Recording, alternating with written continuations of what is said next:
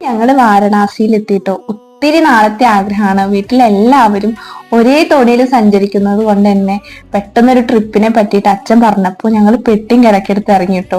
പിന്നെ ഏതൊരു നാട്ടിൽ പോയാലും അവിടുത്തെ കൾച്ചറൽ ട്രാൻസിഷൻ അത് കാണാൻ തന്നെ നല്ല രസമാണ്. 24x7 ലൈവായിട്ട് നിൽക്കുന്ന ഒരു സിറ്റിയാണ്.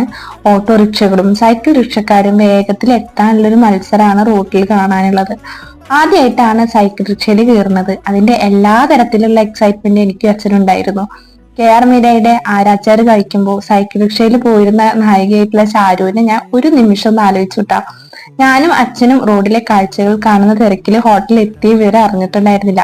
ഞങ്ങളുടെ വലിയ ബാഗുകളും ഞങ്ങളെയും ഉണ്ടിയും തള്ളിയിട്ടാണെങ്കിലും അദ്ദേഹം സുരക്ഷിതമായിട്ട് ഹോട്ടലിന്റെ ഫ്രണ്ടിൽ എത്തിച്ചു. ഇതൊരു ട്രാവൽ ജേർണി മാത്രമല്ല, ഇറ്റ്സ് എ സോൾഫുൾ ജേർണി. ഇതിലെ വിശേഷങ്ങൾ 1 മിനിറ്റ് വീഡിയോയിൽ എനിക്ക് പറഞ്ഞു തീർക്കാൻ പറ്റില്ല. സോ അടുത്ത വീഡിയോയിൽ വീണ്ടും കാണാം. അപ്പൊ tata bye bye, see U.